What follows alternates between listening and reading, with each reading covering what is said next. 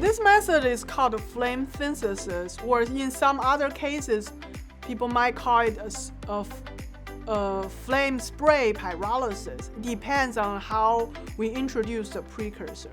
So you can imagine there are some end products that we are aiming at. And to synthesize those, we need to have certain precursors. The precursors can be in different phases, solid, gas, or liquid. And you can introduce these precursors into an environment, and the environment is controlled by the flame. The flame provides basically two things. It will be the high temperature to accelerate chemical reactions, and a chemical soup or chemical environment that provide oxygen and provide some radicals to accelerate the chemical reactions. And then some primary particles will be formed out of this synthesis period, and then those particles will go through some collisions that result in different morphology of the end product. And based on whether you want to collect the loose particles or you want to have post-processing by putting together the loose particles into certain forms such as films or foams, etc., you can do that. So I would say the biggest advantage of such flame synthesis method would be the high throughput and the scalability of the process. You can imagine compared to wet chemistry-based method, where the chemistry happens in the liquid phase, the gas phase based synthesis would be orders of magnitude faster, such that the production rate can be really high. And also, the whole process is continuous rather than the batch-based, wet chemistry-based synthesis method. So it has this potential of scaling up.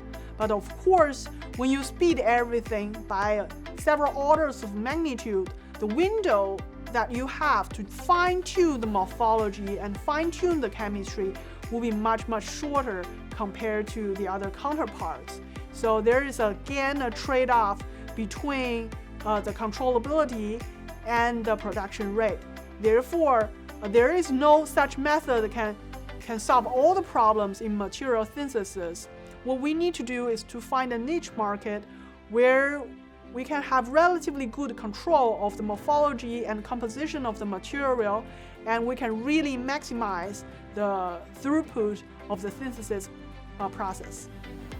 And to give you a few examples of the commodities that are synthesized with flame method, the top three would be the carbon black that is used as the additive in tires, and titanium oxide, which is used in white pigment and for a lot of other paint and some catalyst support, and silicon oxide, which is used as a flow aid, etc. Those are the three commodities that are industrial-wise that are synthesized using flame-based method. What we are doing currently right now is try to adopt some of these methods and tailor them to be able to synthesize materials for harvesting renewable energy and for energy storage. For example, two things that our group is focusing on is try to develop such method to synthesize cathode materials for lithium-ion batteries and supercapacitors, as well as looking into some solid-state electrolyte for energy storage.